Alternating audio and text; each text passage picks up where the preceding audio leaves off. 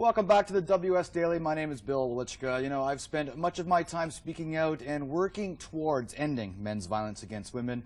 It's been a few weeks since we all saw the shocking elevator footage of the NFL's Ray Rice punching his then-fiancée Janae in the face and then dragging her body from the elevator.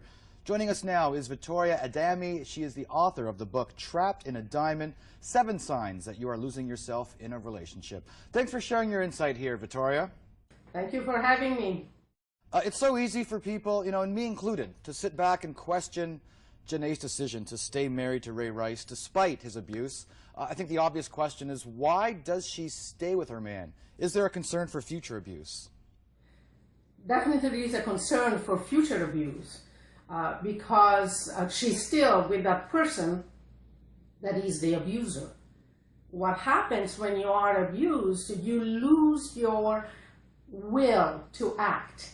And you become an abuser, not just instantly, of course. There is a lot to think about what happened in your life that put you in this situation to be abused by somebody else.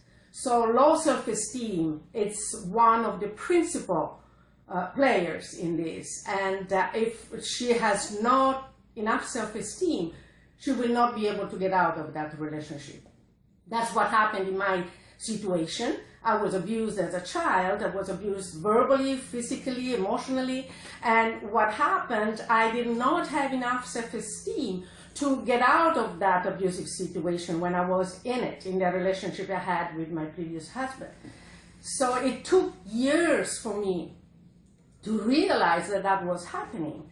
And unfortunately, it took the death of my partner to be able to then find out who my true self was. I identified 7 signs that a person is losing herself or himself in a relationship. And I have written about these signs in my book, Trapped in a Diamond.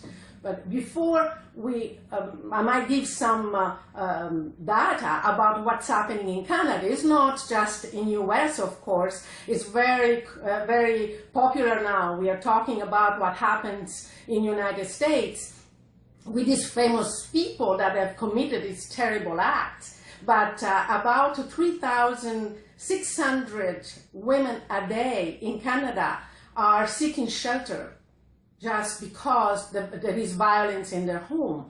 And together with them is about 3,000 children that go with them. So the situation is epidemic and is serious. And let's not forget, about 600 Aboriginal women that they are missing or being killed every year. And if we take that into the context of the population of Canada, we have about 18,000 people, women, a year that die or disappear. I mean, this is incredible. It's staggering. Ray Rice is not the first public person to be involved in spousal abuse, and sadly, possibly not the last. Are you seeing dialogue now, though, taking place about this issue?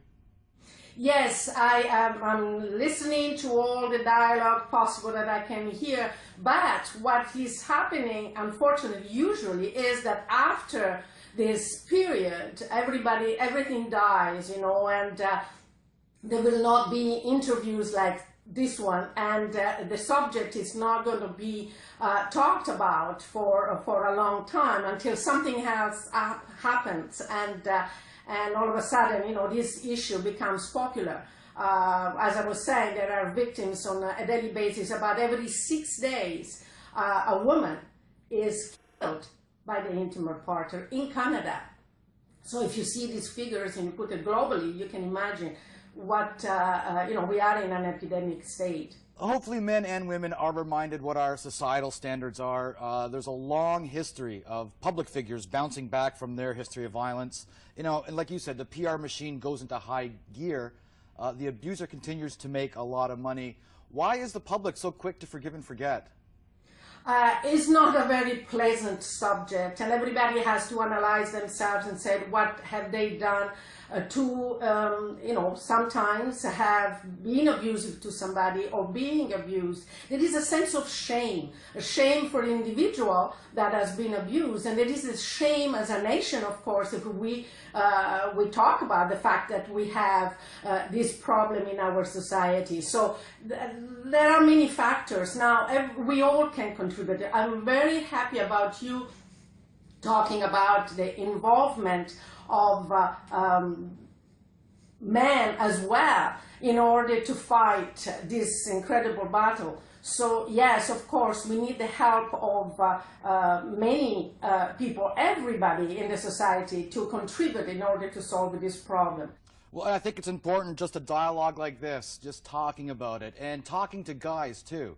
A guy hearing from another guy the problem that is out there. You know, but to me, the sad part is seeing kids exposed to this behavior and growing up thinking it's okay. The cycle has to stop. Absolutely, and as a victim of child abuse myself, I want to say that this happens in every kind of society, in every class, and I come from an upper middle class, an Italian family in Italy, and yet I was abused. They were both educators, and yes, I was physically abused, I was emotionally abused, and as well as psychologically abused.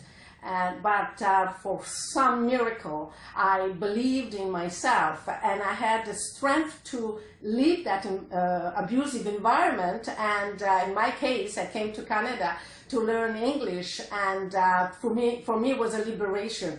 I have to say, I'm glad your story has a happy ending, and thank you for sharing your story. You're very welcome. Okay, Vittoria Adhami, and the book is Trapped in a Diamond, 7 Signs That You Are Losing Yourself in a Relationship.